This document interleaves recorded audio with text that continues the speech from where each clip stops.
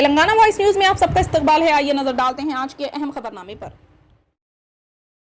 कांग्रेस के साबिक leader P Sravanti ने पार्टी को खैराबाद कहकर बीआरएस में शमूलियत इख्तियार कर ली है। तेलंगाना भवन में रियासती वजीर केटीआर की मौजूदगी में इन्होंने गुलाबी खंडवा पहनकर बीआरएस में शमूलियत इख्तियार कर ली। श्रवंती ने कहा कि इन्होंने ये फैसला अपने तमाम हामियों से बात करने के बाद ही लिया है। केटीआर ने कहा कि उन्हें त्यौहार के दिन पार्टी में मदऊ करना एक बड़ी पेशरफ्त है। केटीआर ने कहा कि पी गोवर्धन रेड्डी खानदान ने गुज़िश्ता 60 सालों से कांग्रेस की खिदमत की है। पार्टी ने इनकी खिदमत को तस्लीम नहीं किया है। केटीआर ने इस्तफसार करते हुए कहा कि कोमट रेड्डी राजगोपाल रेड्डी कांग्रेस से बीजेपी में क्यों शामिल हुए और वो मंगलू में हारने के बाद कांग्रेस में क्यों शामिल हुए। इन्होंने कहा कि राजगोपाल रेड्डी के रवैये की वजह से पी श्रवंती के खानदान को परेशानी का सामना करना पड़ा। हाल ही में पी श्रवंती ने मंगलू जिमनी इंतखाबात में कांग्रेस उम्मीदवार के तौर पर मुकाबला किया था, लेकिन उन्हें बीआरएस उम्मीदवार के हाथों शिकस्त हुई। कोमट रेड्डी राजगोपाल रेड्डी जो उस वक्त तक कांग्रेस में थे, बीजेपी में कूद पड़े और इस पार्टी की जानिब से मंगलुरु में इंतखाब लड़ा, जबकि उम्मीदें थी कि वो जीत जाएंगे। बीआरएस ने भरपूर मुहिम चलाई और अपने उम्मीदवार को जितवाया।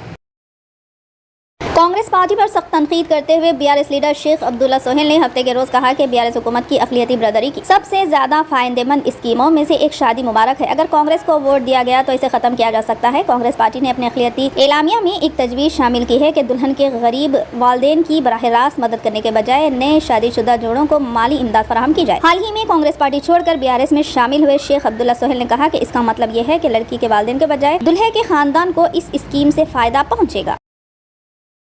दिवाली की तकरीबात के एक हिस्से के तौर पर पटाखे फोड़ने की वजह ने हैदराबाद के मुख्तलिफ हिस्सों में एयर क्वालिटी इंडेक्स को गैर सेहतमंद सतह पर ढकेल दिया। आदाद व शुमार के मुताबिक शहर में 161 रहा, जिसका मतलब हुआ कि मजमूई मियार का 2.5 PM है कि हैदराबाद में जर्रेदार मादा इर्तिकास फिलहाल WHO की हवा के मियार के 17.2 गुना ज्यादा है। हैदराबाद एयर क्वालिटी इंडेक्स के आदाद व शुमार के मुताबिक शहर भर में आलूदगी की जाँच करने वाले 15 स्टेशनों में से अमरीकी कौंसलेट स्टेशन ने सबसे ज्यादा एयर क्वालिटी इंडेक्स 341 रिकॉर्ड किया, जिससे ये सबसे ज्यादा गैर सेहतबख्श हवा बर्दाश्त करने वाला इलाका है। KPHB 237, zoo park 213, new Malakpet 197, Somajiguda 177, Saidabad 170, Kothi 160 और बंजारा हिल्स 107, जबकि कोकापेट जिसमें आमतौर पर खराब होकर मिहार की तारीख हुई थी, इसमें एतदाल पसंद 30 AQI के साथ सबसे कम तादाद रिकॉर्ड की गई है। दरअसल मणिकोंडा, माधापुर और सेंट्रल यूनिवर्सिटी के इलाकों में भी हवा का मियार मुतदिल रिकॉर्ड किया गया है।